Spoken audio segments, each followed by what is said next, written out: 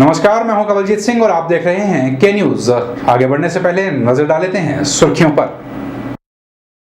Headlines के प्रायोजक हैं रतन सिंह सराफ एंड सन्स, जहां 1928 से कायम है संपूर्ण गुणवत्ता। और रिफ्रेश, एक ऐसा एहसास जो कर दे आपको रिफ्रेश। एक प्राथमिक स्कूल के अध्यापकों पर कार्रवाई की मांग को लेकर पुलिस कार्रवाई हुई तेज। सेक्स रैकेट को लेकर सुर्खियों में है स्कूल। औद्योगिक क्षेत्र बद्दी में एक ट्रक में विस्फोट, 3 की मौत। घटना पर पहुंच दमकल टीम ने बुझाई आग तो पुलिस ने किया मामला दर्ज। कॉन्ट्रैक्टर एसोसिएशन ने किया राज्य स्तरीय बैठक का आयोजन। 4% से 15% तक हुई वैट में वृद्धि पर जताई निराशा। और पदर के प्रसिद्ध धार्मिक स्थल हिमरी गंगा में श्रीमद् भागवत कथा का शुभारंभ। मां हिमरी गंगा के सरोवर से शुरू की गई कलश यात्रा। बुधवार को मंडी में कॉन्ट्रैक्टर्स एसोसिएशन द्वारा एक राज्य स्तरीय बैठक का आयोजन किया गया। इस बैठक की अध्यक्षता ठेकेदार विजय कपूर ने की। बैठक का मुख्य उद्देश्य ठेकेदारों को पेश आ रही मुश्किलों को हल करना था। इस बैठक में पूरे प्रदेश भर के ठेकेदारों ने भाग लिया। ठेकेदारों का मानना है कि उनके कार्य पर लगने वाले वैट को 4% से बढ़ाकर 15% कर दिया जाना न्याय संगत नहीं है। मंडी में कॉन्ट्रैक्टर्स एसोसिएशन द्वारा आयोजित राज्य स्तरीय बैठक में ठेकेदारों को पेश आ रही समस्याओं की विस्तार से चर्चा की गई। ठेकेदारों ने इस विषय में कोई विशेष नीति बनाए जाने की योजना बनाई है। ठेकेदारों का मानना है कि उनके कार्यों पर लगने वाले वैट को 4% से बढ़ाकर सीधा 15% कर दिया जाना न्याय संगत नहीं है। वैट एक्ट के अगेंस्ट जो हम लोग बहुत ज़्यादा सफ़र कर रहे हैं पिछली 6-7 सालों से। हम लोगों की असेसमेंटें नहीं हो पा रही है। हम लोग डिपार्टमेंट के एक्साइज डिपार्टमेंट के चक्कर लगा के थके हुए हैं और वहाँ पे हमारा कोई भी प्रॉब्लम सॉल्व नहीं कर पा रहे हैं। वो कहते हैं ये पीडब्ल्यूडी वाले सॉल्व करेंगे, पीडब्ल्यूडी वाले कहते हैं ये एक्साइज डिपार्टमेंट सॉल्व करेगा। जो पहले से हमारे ऊपर वैट एप्लीकेबल था, जो 2% और 4% के हिसाब से करते थे, अब इन्होंने उसके बाद चेंज कर दिया है इसको। एट प्रेजेंटली जो है ये 13.5%, 10%, 15% हमारे से टैक्स मांग रहे हैं, जो कि अनबीरेबल है हर एक कॉन्ट्रैक्टर के लिए। तो इसलिए जो है जो वैट जितना भी चार्ज होगा उसको सरकार जो है डिपार्टमेंट, हमारा पीडब्ल्यूडी डिपार्टमेंट है, हाउसिंग बोर्ड है, जो भी डिपार्टमेंट जहाँ भी हमारे काम हो रहे हैं वो उसको बियर करेगा। वहीं संघ की माने तो ठेकेदार काम तो करवा देते हैं लेकिन उनके बिल समय पर पास नहीं होते, जिस वजह से परेशानी का सामना करना पड़ता है। संघ के अनुसार विभाग ने सुपरिटेंडेंट इंजीनियर जज अपॉइंट किए हैं जो कि डिपार्टमेंट के ही नुमाइंदे होते हैं। ठेकेदारों ने कहा कि जब तक यह जज स्वतंत्र नहीं होंगे ठेकेदारों को न्याय नहीं मिल पाएगा। हमारी डिपार्टमेंट में पीडब्ल्यूडी में एक सुपरिटेंडिंग इंजीनियर आर्बिट्रेशन जो है वो अपॉइंट किए गए हुए हैं, जो सोलन में बैठते हैं। वो डिपार्टमेंट से ही रिलेटेड बंदे होते हैं और डिपार्टमेंट के ही जो एग्जिस्टिंग ऑफिसर हैं वो बैठते हैं वहाँ। हमें क्योंकि डिपार्टमेंट के आदमी होने के कारण हमें वहाँ जस्टिस नहीं मिल पाता। प्रदेश के ठेकेदार अपनी समस्या कॉन्ट्रैक्टर्स एसोसिएशन के माध्यम से सरकार तक पहुंचाने का प्रयास कर रहे हैं। अब देखना यह होगा कि सरकार इन ठेकेदारों की समस्याओं का क्या समाधान खोज पाएगी। के न्यूज के लिए कैमरामैन लोकेश के साथ नागेंद्र ठाकुर की रिपोर्ट। बात करते हैं इमर्जिंग इंडिया की। जी हाँ, ये वो नाम है जो प्रॉपर्टी सेलिंग के क्षेत्र में देश भर में अग्रणी माना जाता है। बुधवार को इमर्जिंग इंडिया के मंडी कार्यालय का उद्घाटन किया गया। इस दौरान कंपनी के जोनल हेड जसप्रीत सिंह यहां पहुंचे और उन्होंने रिबन काट कर कार्यालय की उद्घाटन रस्म को पूरा किया। मंडी में शुरू हुए इमर्जिंग इंडिया कंपनी के कार्यालय का उद्घाटन करने पहुंचे कंपनी के जोनल हेड जसप्रीत सिंह ने बताया कि यह कंपनी गरीब तबके के लोगों के लिए भी फायदेमंद साबित होगी, क्योंकि कंपनी द्वारा सस्ती दरों पर भी फ्लैट उपलब्ध करवाए जा रहे हैं। उन्होंने विश्वास दिलाया कि इमर्जिंग इंडिया में हर व्यक्ति की पहुंच के अनुसार फ्लैट उपलब्ध है।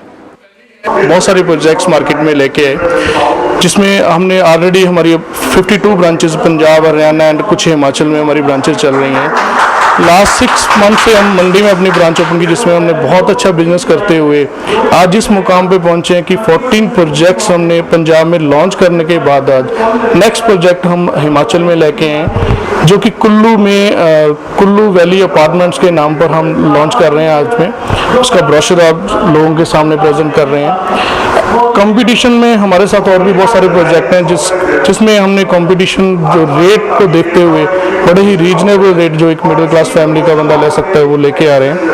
अप्रॉक्सीमेट 28 लाख टू 30 लाख तक के हमारे जो फ्लैट्स यहाँ पर 2 बेडरूम सेट हम लेके आए हैं, जो कि हर एक बंदे की अप्रोच में रहेंगे। गौर है कि यह कंपनी पूरे देश में नामचीन है। वहीं अब मंडी कुल्लू में भी यह कंपनी अपनी साख बनाने को तैयार है। के न्यूज़ के लिए कैमरामैन लोकेश के साथ ब्यूरो रिपोर्ट। कांग्रेस पार्टी कार्यकर्ताओं ने प्रतिभा सिंह की जीत को लेकर खासी खुशी जाहिर की है और साथ ही कांग्रेस द्वारा करवाए जा रहे विकास कार्य को भी सराहा है। वहीं अब कांग्रेस से जुड़े लोगों ने उम्मीद जाहिर की है कि जो विकास कार्य अछूते रह गए हैं, यदि उन पर गौर किया जाए तो कांग्रेस के आगे बढ़ते कदम कभी पीछे नहीं हट पाएंगे। आज हर वो शख्स जो कांग्रेस पार्टी से खुद को जुड़ा महसूस करता है, वो प्रतिभा सिंह के एक बार फिर सांसद बनने पर गदगद है। वहीं इन कांग्रेस कार्यकर्ताओं की मानी जाए तो एक बार फिर कांग्रेस प्रत्याशी को मिली सांसद पद की कमान मंडी संसदीय क्षेत्र के लिए लाभकारी सिद्ध होगी। ग्राम पंचायत भलाना के प्रधान के अनुसार अब कांग्रेस सांसद को चाहिए कि जनता को पेश आ रही परेशानियों को तुरंत प्रभाव से दूर किया जाए। हमारे यहाँ काफ़ी विकास हुआ है, लेकिन यहाँ पर हम जो है हमारे जदवी से बाया भलाना बाया टरू नमाना होके जो रोड जा रहा है वो भारी समस्या से है। उससे जो है हमारी काफ़ी जनता ऐसी है जो रोड से अभी वंचित हैं।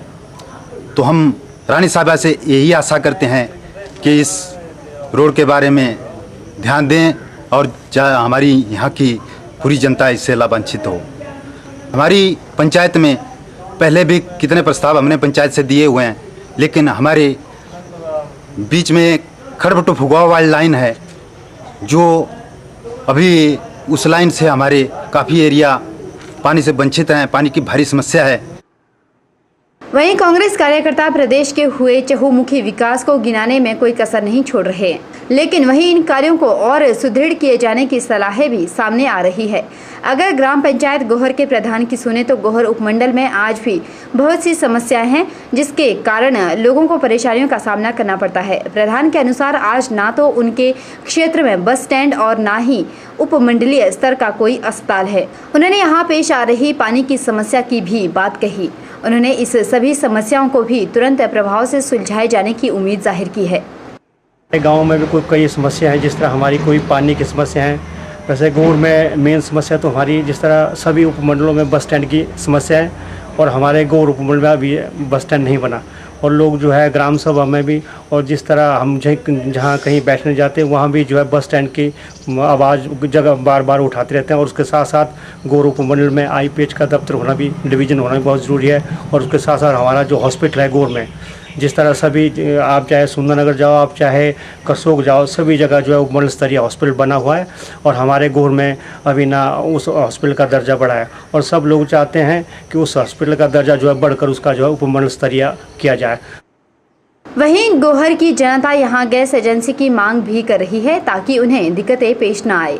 उन्होंने उम्मीद जाहिर की है कि संसद बनने पर प्रतिभा सिंह यहां के लोगों की समस्याओं को जरूर सुलझाएगी। हमारे क्षेत्र में गैस एजेंसी की बहुत पुरानी मांग है तो रानी साहब अब जीत के गए हैं, तो हमारे क्षेत्र की गोर की ये मांग वो प्रायोरिटी बेस पर हमें देंगे। हमें पूर्ण विश्वास है। हमारा गोर क्षेत्र में गैस के लिए बहुत लोग तरसते हैं, गैस टाइमली नहीं आती है, इसलिए हमें पूरी उम्मीद है रानी साहब इस बार हमारे गोर के लिए गैस की ये मांग पूरी करेंगे।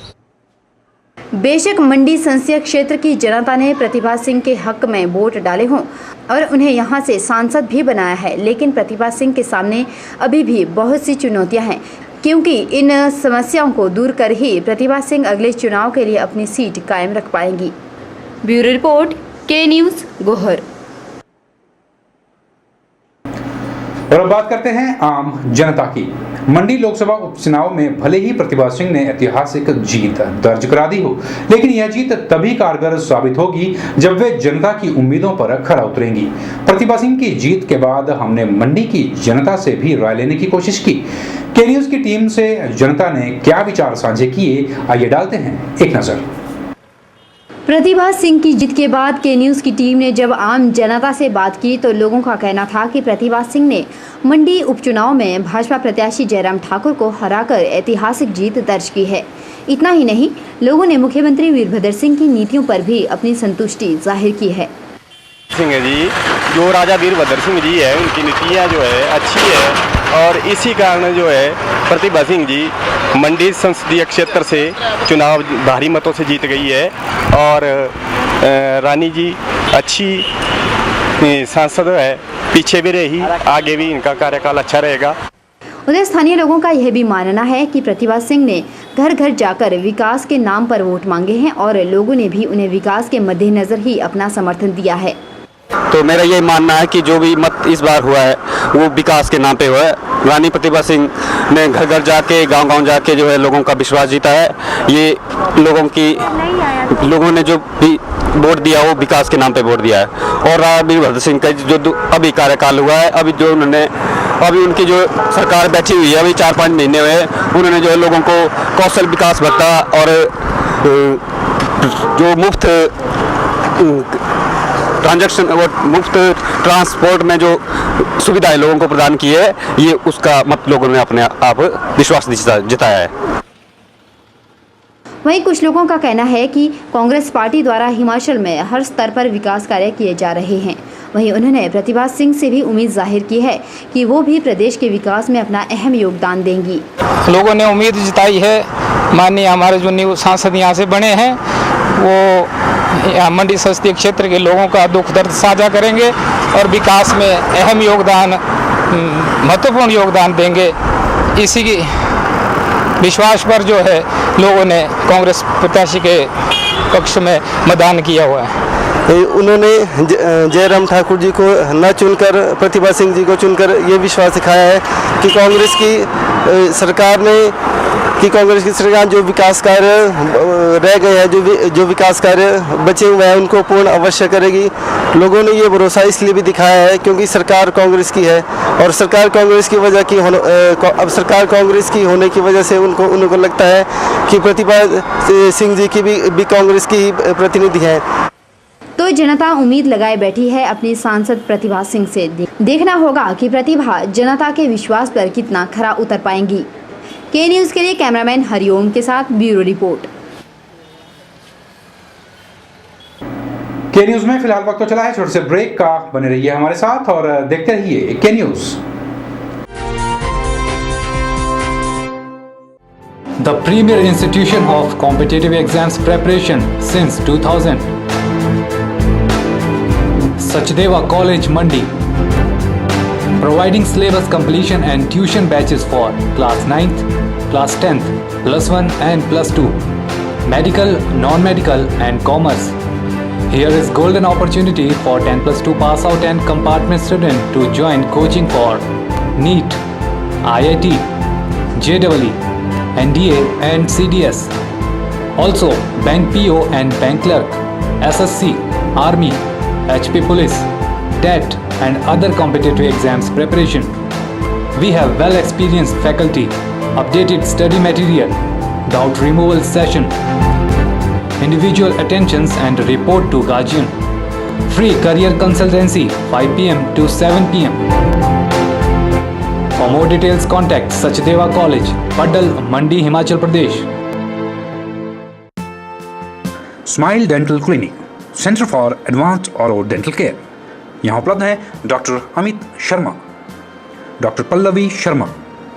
दंत चिकित्सा के क्षेत्र में ये अनुभवी डॉक्टर उपलब्ध करवा रहे हैं बेहतरीन सुविधाएं, जैसे बिना दर्द के दांत निकलवाना, RCT यानी root canal treatment, ultrasonic scaling, dentures, crown and bridge work, orthodontic treatment, जबड़े के फ्रैक्चर का इलाज, फिलिंग और एक्सरेज जैसी सुविधाएं। ये अनुभवी डॉक्टर हर रोज सुबह 9 बजे से शाम 7 बजे तक उपलब्ध हैं। रविवार को भी अपॉइंटमेंट्स के आधार पर क्लिनिक खुला रहता है। तो देर न कीजिए और मंडी शहर के बीचों बीच स्थित अत्याधुनिक मशीनों से लैस स्माइल डेंटल क्लिनिक में जरूर पहुंचें। ध्यान रखें, आप यहां 30 जून तक मुफ्त डेंटल चेकअप का लाभ भी उठा सकते हैं। संपर्क करें smile dental clinic, state bank of India के नजदीक, Himachal Pradesh state cooperative bank के सामने, मंडी, हिमाचल प्रदेश। और खबर में रुक करते हैं सराज का। सराज घाटी के 20 आषाढ़ मेले का आयोजन बड़े ही धूमधाम से किया गया, जिसमें लोगों ने बढ़ चढ़कर भाग लिया। आपको बता दें कि यह मेला अपने आप में विशेष महत्व रखता है। कथन यह है कि सराज घाटी में जब बरसात अपना कहर बरपाती रही थी तो लोगों को खासा नुकसान झेलना पड़ता था। उसी वक्त लोगों ने देवताओं की पूजा कर इस मेले को शुरू किया था।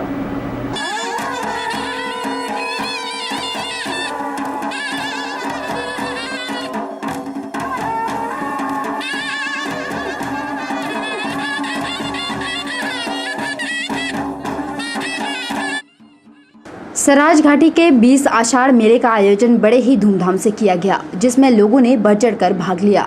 आपको बता दें कि यह मेला अपने आप में एक विशेष महत्व रखता है। बताया जाता है कि कुछ दशक पहले इस घाटी में बरसात अपना खासा कहर बरपाती थी, जिसकी वजह से लोगों को खासा नुकसान झेलना पड़ता था। वहीं लोग बीमारियों के चपेटे में भी आ जाते थे, लेकिन लोगों ने देवताओं से इस तरह की आपदा से मुक्ति के लिए मन्नत मांगी और एक देव मेले का आयोजन शुरू किया, जिसमें स्थानीय देवता देव नारायण, माता गुस्सैनी जालपा और देव घड़वालू सामूहिक रूप से शिरकत करते थे।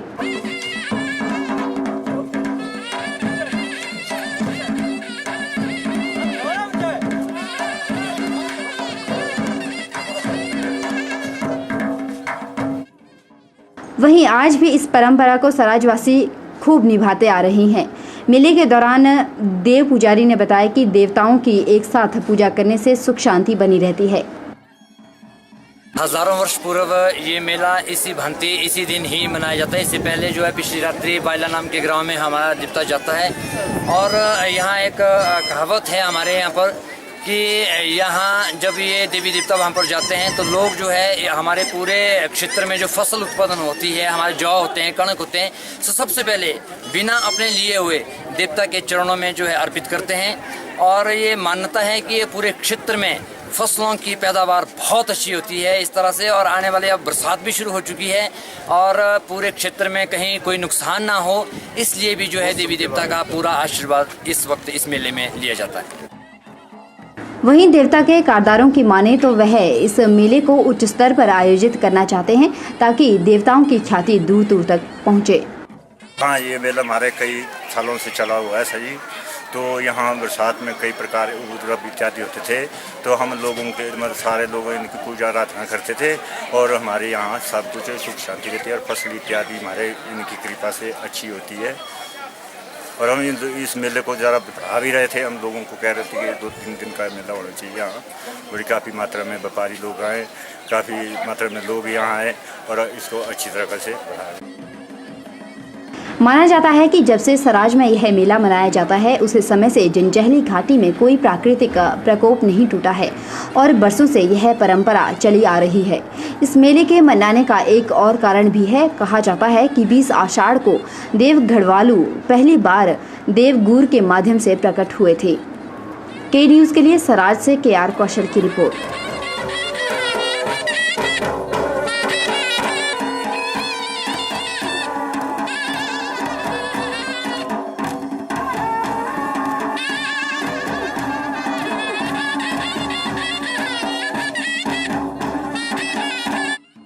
के न्यूज में खबरों का सिलसिला यूं ही जारी रहेगा। आप बने रहिए हमारे साथ और देखते रहिए के न्यूज।